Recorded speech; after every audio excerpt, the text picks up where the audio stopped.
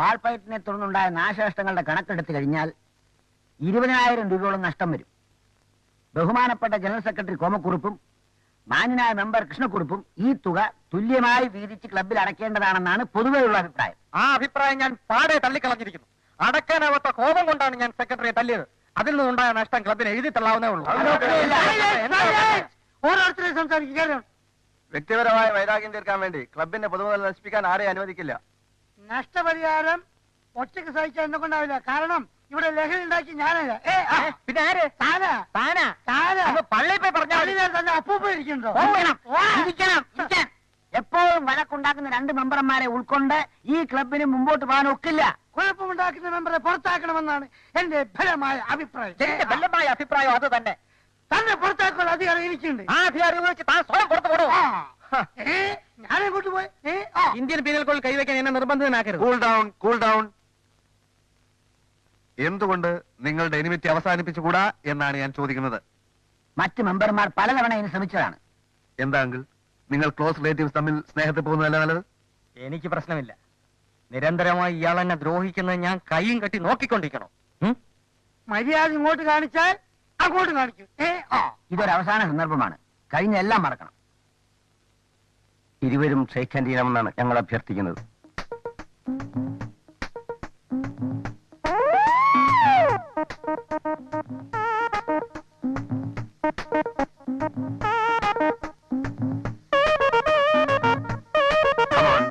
Come on. എണീക്കൂ.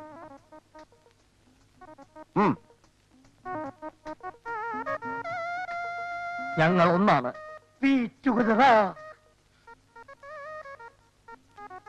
എന്താ വിശ്വാസമായില്ലേ? എന്നാ കേട്ടോ, ബഹുമാനപ്പെട്ട മെമ്പർമാരെ, എന്റെ മകളെ അമേരിക്കയിൽ നിന്നും വന്ന മിസ്റ്റർ ധവാൻ വിവാഹം കഴിക്കുന്നു. അതുപോലെ അഡ്വക്കേറ്റ് മിസ്റ്റർ ദാമോദരൻ കോമണ്ണന്റെ മകളെ വിവാഹം കഴിക്കാൻ പോകുന്നതായി അറിഞ്ഞു. നിങ്ങളുടെ സാന്നിധ്യത്തിൽ ഞാൻ പ്രഖ്യാപിക്കുകയാണ്, ഞങ്ങളുടെ കുടുംബ വീട്ടിൽ, എന്റെ വീട്ടിൽ ഒരേ പന്തലിൽ വെച്ച് ഈ 2 വിവാഹങ്ങളും ഞങ്ങൾ നടത്തും.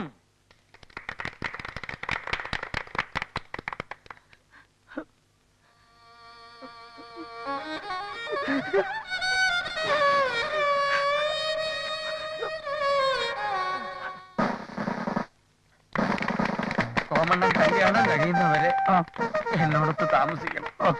നമുക്ക് വീട്ടിൽ ചെന്ന് മോളെയും കൂട്ടിക്കൊണ്ട് പോവാ.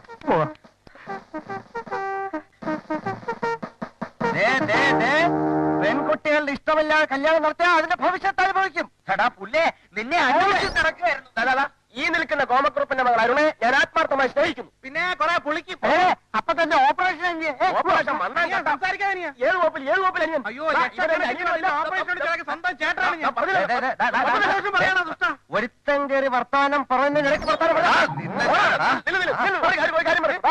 ഇവരുടെ ചേട്ടനുമല്ല ഞാനും ചേട്ടന്റെ പുറത്തേക്ക് അല്ലെന്ന് പറഞ്ഞു ഞാൻ അടിക്കണ്ടേ?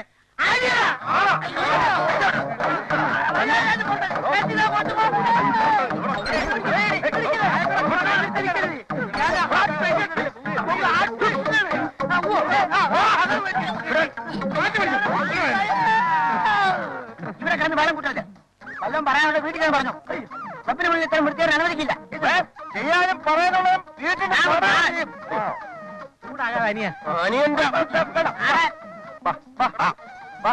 അയ്യോ അണ്ണാ, യവന്മാരെ അങ്ങനെ വിട്ടാ പറ്റൂല. അയ്യോ.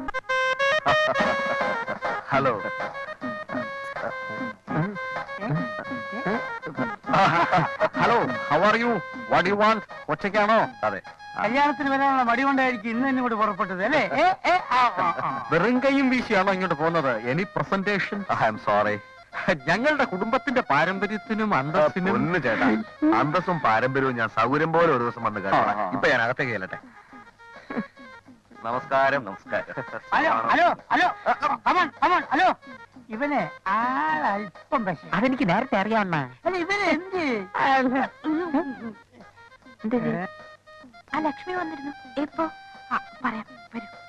അകത്തൊരുപാട് ജോലിയുണ്ട്. ചായ.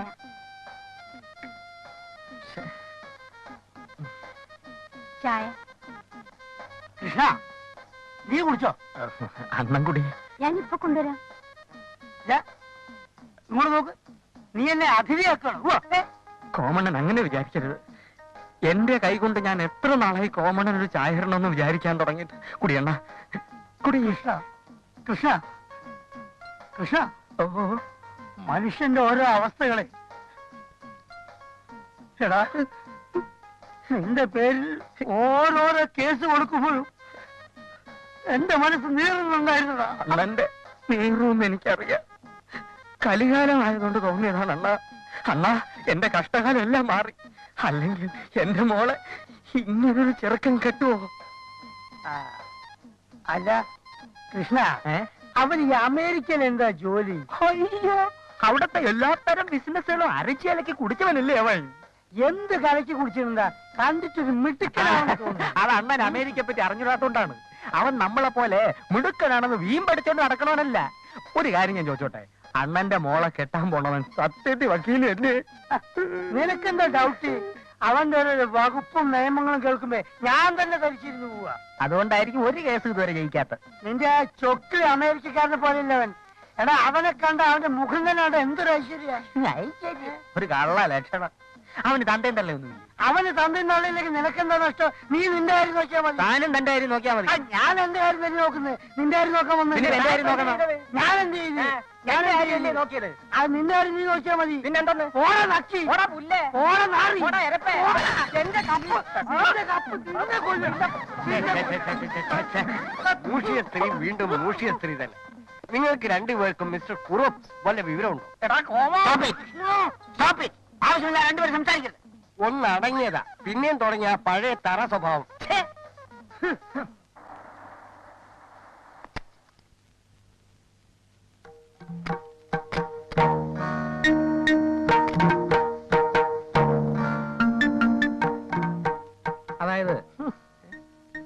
അതായത് ഇതെന്ത് പറ്റി രണ്ട് മോന്തെ നിർമ്മിച്ചോണ്ട് നിൽക്കുന്നത്? ഇവര് പിന്നെയും തുടങ്ങിയ പഴയ സ്വഭാവം.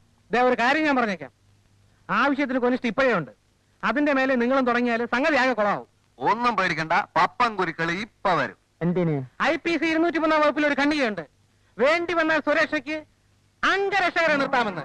ഒന്നല്ല, രണ്ട് പാമ്പുകളെയാണ് നമ്മൾ നോവിച്ചു ആ വിട്ടിരിക്കുന്നത്. കാപാലികന്മാരെ എനിക്ക് വിശ്വാസമില്ല. എനിക്ക് ബലമായ സംശയമുണ്ട്, ഇതിന്റെ പിന്നിൽ എന്തോ ഗൂഢാലോചനയുണ്ട്.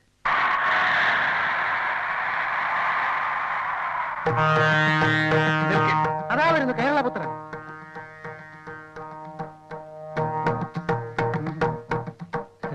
നമസ്കാരം.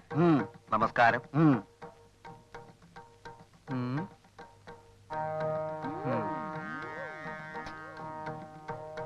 ഇയാൾ ആര്? വടക്കൻ കേരളത്തെ മുഴുവൻ കിട്ടുകിട്ട വിറപ്പിച്ച ഭയങ്കരനായ അഭ്യാസി പപ്പൻ ഗുരുക്കൾ. എന്റെ അങ്കിൾ കൃഷ്ണക്കുറുപ്പ്, പുള്ളിയും ഒരു ചില്ലറ കളരി അഭ്യാസിയാണ്. ഓഹോ, ഏത് മുറയാ? അങ്ങനൊന്നുമില്ല. നാളെ കല്യാണം കഴിയുന്നത് വരെ നമ്മളൊന്ന് ശ്രദ്ധിക്കണം. അങ്കിൾ, ഇവിടെ പെൺകുട്ടികൾക്ക് നമ്മളൊരു പ്രൊട്ടക്ഷൻ കൊടുത്തേ പറ്റൂ. ആ ഡ്രൈവർ ഒരു മഹാ തല്ലിപ്പൊളിയാണ്. അവൻ എന്റെ മുഖത്ത് നോക്കി പറയുക അവനാണ് അമേരിക്കക്കാരനെന്ന്. അയ്യോ, ഞാനീ തവാൻ കുഞ്ഞിനെ എന്തൊക്കെ ചെയ്തെന്നറിയാവോ? അതൊന്നും സാരമില്ല അങ്കിൾ. രാത്രി നേരത്ത് അവൻ വന്നാൽ ഈ പപ്പൻ കുരുക്കൾ അവനെ അടിച്ചിടിച്ച് പൊടിച്ച് ചമ്മന്തിയാക്കും. അവൻ അരച്ചു പിഴിഞ്ഞ് നാളത്തെ സദ്യക്ക് വിളമ്പും.